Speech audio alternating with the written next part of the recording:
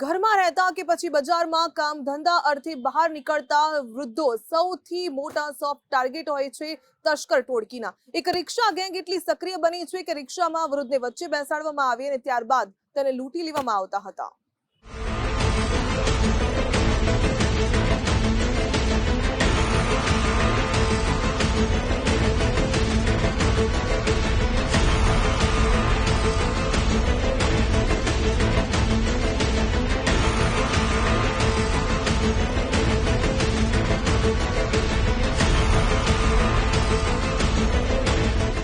ગુનેગારો માટે વૃદ્ધોને નિશાન બનાવવા સૌથી આસાન હોય છે, એટલે જ એકલા રહેતા વૃદ્ધોના મકાનમાં ઘરફોડ ચોરીના બનાવો વધે છે, તો રસ્તે જતા આવતા ચીલઝડપની ઘટનાઓ પણ વૃદ્ધો સાથે જ બને છે। સુરતમાં એક શાતીર ગેંગ રિક્ષા લઈને નીકળતી, ડ્રાઈવર અને મુસાફર સૌ એકબીજાના પરિચિત હતા।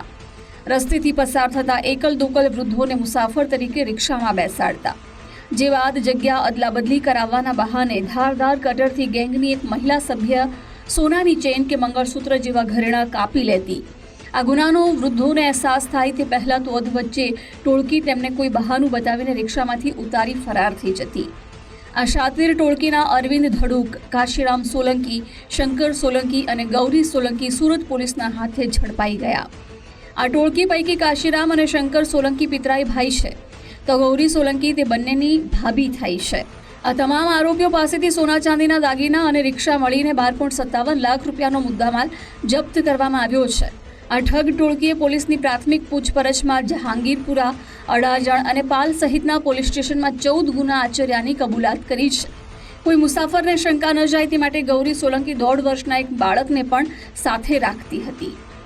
કે સુરત શહેરમાં રિક્ષામાં પેસેન્જરોને બેસાડી અને જે વૃદ્ધ લેડી હોય એમના દાગીના ચોરી કરવાના ઘણા બધા બનાવો રજીસ્ટર થયેલા હતા।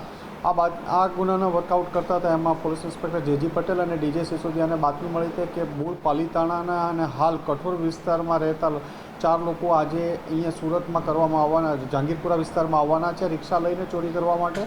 આ બાતમી આધારે એમને પકડી પાડ્યા અને જેને પકડી પાડવામાં આવ્યા તેમાં 4 ઇસમો મળ્યા: કાશીરામ સોલંકી, શંકર સોલંકી, ગૌરીબેન સોલંકી અને અરવિંદ ધડુક। જેમાં કાશીરામ, શંકર અને ગૌરીબેન ત્રણેય સંબંધિત થાય છે। સુરત ગ્રામ્યમાં ખેત મજૂરી કરતો કાશીરામ સોલંકી સસ્તામાં રિક્ષા ખરીદીને પાલીતાણાના અન્ય સભ્યોને ચોરી માટે બોલાવતો। આ ટોળકી સીસીટીવીથી બચવા માટે રિક્ષાનો નંબર પ્લેટ પણ કાઢી દેતા હતા। સુરત પોલીસે ઝડપેલા કાશીરામ સોલંકી વિરુદ્ધ અગાઉ સચિન જીઆઈડીસી અને અડાજણ પોલીસ ચોપડે 2 ગુના રજીસ્ટર થયેલા છે। આ લોકો પાસેથી 12.5 લાખ કરતાં વધુનો મુદ્દામાલ, બંગડીઓ અને કાપેલા મળી આવેલા છે અને સુરત શહેરના 14થી વધુ ગુનાઓ કરેલાનું એ લોકોએ અડાજણ, પાલ અને જહાંગીરપુરા વિસ્તારમાં 14થી વધુ ગુના કરેલાનું કબૂલાયું છે। આ લોકો વિરુદ્ધ અગાઉ પણ ગુના દાખલ થયેલા છે અને હાલમાં એમની પૂછપરછ ચાલુ છે। આ શાતીર ટોળકીએ સંખ્યાબંધ વૃદ્ધોને નિશાન બનાવીને લાખો રૂપિયાના ઘરેણા પડાવી ચૂકી છે।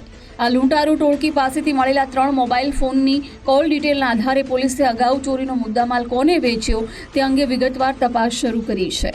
રાકેશ બ્રહ્મભટ્ટ, ગુજરાત ફર્સ્ટ, સુરત।